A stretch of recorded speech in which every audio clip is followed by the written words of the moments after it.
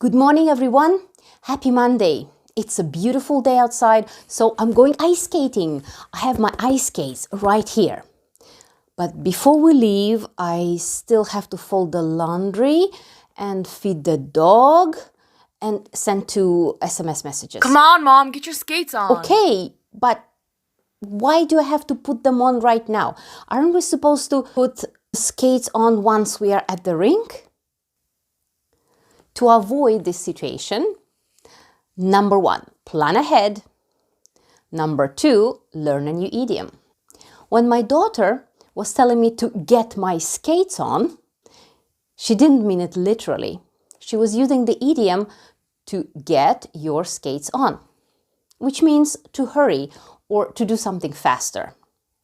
Next time you're waiting for somebody, you can say, "Come on, get your skates on."